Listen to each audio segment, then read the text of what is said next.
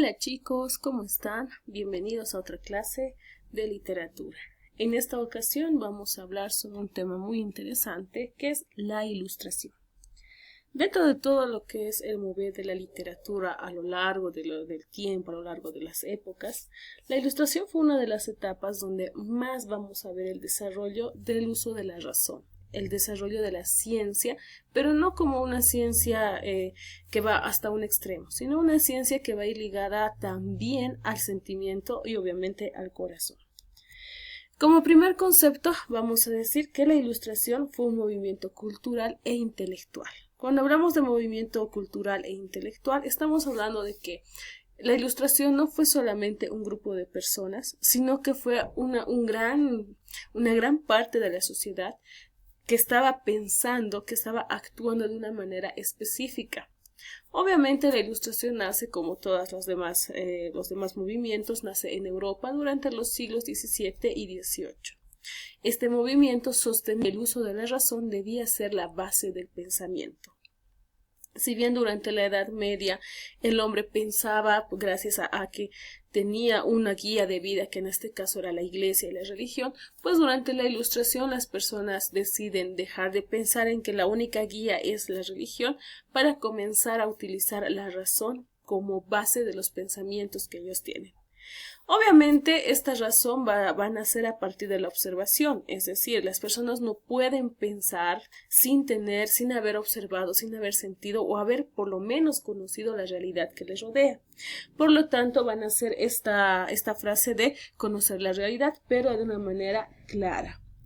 La mayoría de los intelectuales de la Ilustración utilizaban como un término muy común la palabra luz. En este caso, luz está vinculado como un pensamiento racional, un pensamiento que va a ir en base a la razón y no tanto al sentimiento.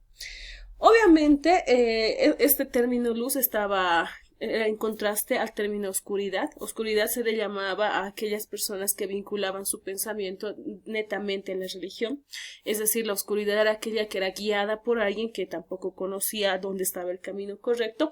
Por lo tanto, ellos pensaban que el pensamiento racional, la razón y la ciencia pues eran la luz para el hombre. En ese sentido es que se va a acuñar más o menos por el siglo XVII y XVIII, se va a acuñar lo que es el término de el siglo de las luces. Se le llama el siglo de las luces porque los conocimientos que hasta ahora tenemos sobre lo que es la razón, el pensamiento y la lógica, pues continúan hasta el día de hoy. ¿Qué características tiene la Ilustración como base? Las características que tiene primero van a ser el uso de la razón. Es decir, podíamos desarrollar nuevos conocimientos mediante el análisis científico. Los pensadores ilustrados consideraban que la investigación podía ser parte de la realidad. Por lo tanto, el pensamiento racional, la experimentación, siempre podían crear nuevo conocimiento. No eran netamente para guardarlos en un libro, sino que mediante lo que uno podía crear en libros y demás, estos podían crear nuevos conocimientos. También hemos visto el reformismo. Cuando hablamos del reformismo estamos hablando de que el pensamiento de la Ilustración descartaba todo aquel pensamiento que se creía una verdad absoluta e indiscutible. Es decir, si la Iglesia o la religión decía que esto era de esta manera y no se podía cambiar, la Ilustración te decía no, reformula.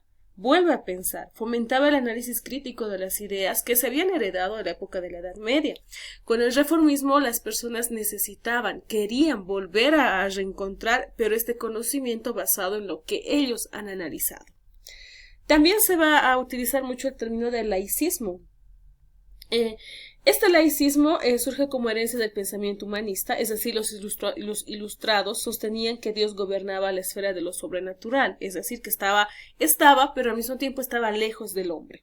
En cambio, la naturaleza del hombre, la sociedad, quedaba bajo la esfera de lo que no era lo naturalmente, es decir, lo natural, lo que podemos ver.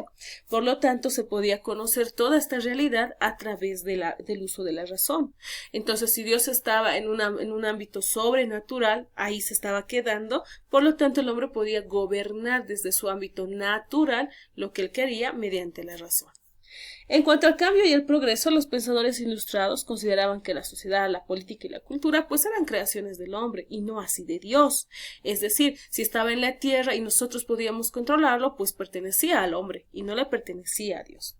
Por lo tanto, buscaban explicar los cambios que se producían dentro de una sociedad desde las distintas perspectivas que ellos podían dar, ¿no? Es decir, la política, la sociedad y la cultura no son parte de lo que es la religión, sino son parte de lo que es el hombre y la sociedad. También se fomentó mucho el desarrollo de las ciencias. Los pensadores ilustrados querían comprender y reformar las estructuras políticas y sociales que hasta ese momento habían gobernado.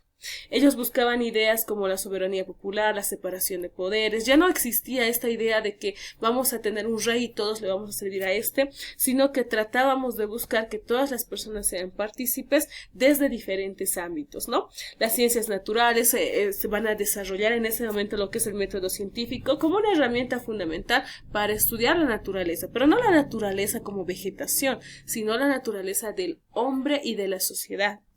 ¿Cuáles han sido las ideas principales de la Ilustración? En cuanto a las ideas principales, vamos a tener primero, los ilustrados buscaban ideas políticas sí o sí, porque ellos deseaban reformar todo lo que era la sociedad. Por lo tanto, en relación a lo político, el pensamiento ilustrado sostenía que la fuente del poder residía en el pueblo. Es decir, el poder ya no podía recaer solamente en un rey o en un gobernador, sino que teníamos que tener soberanía popular. Cuando hablamos de soberanía popular estamos hablando de que las personas, el pueblo, decide sobre su futuro. Y esto obviamente a través de un contrato, es decir, no podía simplemente ir y decidir por todos los demás, sino que debía haber un contrato donde se delegaba la autoridad a una persona que haga cumplir las leyes. Las personas elegían un representante y este representante debía utilizar todo lo que se le había dado para que se cumplan las leyes en favor de todos, algo que hasta el día de hoy seguimos utilizando en la política y en la sociedad. En cuanto a la economía, el pensamiento ilustrado pues cuestionaba cuál era el origen de la riqueza. Es decir, algunos pensadores consideraban que la riqueza se basaba en la explotación de los recursos naturales. Obviamente, habían recursos que se podían utilizar, pero tú tenías que también tener la conciencia de que las cosas se podían terminar algún día. Entonces, en la Ilustración, las personas que manejaban este movimiento pensaban que si bien es verdad que se puede manejar la economía como tú quieras, pero hay que basarnos en la explotación de los recursos naturales. Si hay algo que podemos utilizar, lo vamos a utilizar y lo vamos a utilizar bien a nuestro favor. ¿Qué representantes vamos a tener de este movimiento? Número 1 tenemos a René Descartes. Este autor, pensador, físico y matemático de origen francés, fue considerado como el padre de la filosofía moderna y uno de los pensadores fundadores del racionalismo. Su rol dentro de la revolución científica, como se le ha conocido más adelante, fue central, ya que sus trabajos siempre han creado gran inspiración para las siguientes generaciones. René Descartes no solamente ha sido un pensador y filósofo, también fue uno de los fundadores de la Ilustración. Francis Bacon, que fue un filósofo, político, abogado y escritor inglés, es considerado el padre fundador del empirismo filosófico y científico. Él fue el autor de las reglas del método científico experimental, que hasta el día de hoy seguimos manejando. Luego tenemos a Immanuel Kant, fue uno de los filósofos más importantes de la tradición occidental, fundador del criticismo y precursor del idealismo alemán. John Locke, médico y filósofo inglés, fundador del liberalismo clásico y uno de los filósofos más influyentes de la escuela empirista británica, se destacó por su contribución a la teoría social e influyó en el pensamiento de Voltaire y de Rousseau. Luego tenemos al célebre Voltaire. Voltaire, de nombre completo como François-Marie Arouet Voltaire, fue un escritor, filósofo, historiador y abogado francés, uno de los autores más representativos de la Ilustración. Era miembro de la Academia Francesa y desarrolló la literatura y la filosofía bajo un punto de vista hipercrítico y obviamente cargado de humor. Jean-Jacques Rousseau, de origen suizo, es escritor, filósofo, abogado, músico, botánico y naturalista. Fue uno de los máximos exponentes de la Ilustración. El contrato social, su obra más célebre, escrita en 1762, nos habla acerca de cómo la política debe ser manejada desde el pueblo, pero mediante un representante. David Hume, filósofo, economista, historiador de origen escocés, es considerado uno de los pensadores más importantes de la filosofía occidental. Su obra ha sentado bases para el positivismo lógico y la filosofía de la ciencia. Y por último tenemos a Montesquieu. Charles Louis II, barón de Montesquieu, fue un filósofo y jurista de origen francés. Su obra más reconocida es El espíritu de las leyes, en la que ha trabajado las ideas de las políticas de libertad y separación de los poderes del Estado. En cuanto a una de las características más grandes de la Ilustración, vamos a tener el origen o la creación de la enciclopedia, o el diccionario razonado de las ciencias, como también se le llamaba.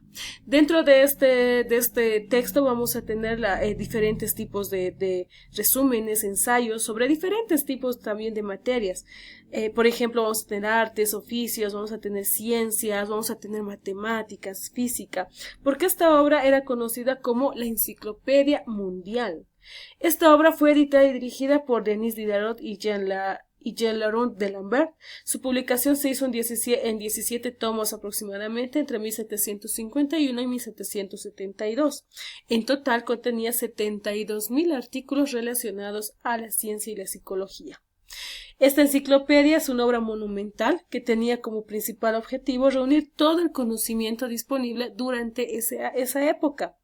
¿Para qué? Para llevarla a cabo, pues se hacen miles de personas, miles de filósofos, miles de abogados comenzaron a escribir sus artículos sobre diferentes ramas, ya sean prácticas o teóricas. Podemos encontrar temas de arquitectura, astronomía, agricultura, economía, filosofía, física, historia y obviamente matemáticas. Bien, hasta acá el video, espero que te haya sido de mucha ayuda. Muchas gracias por tu atención.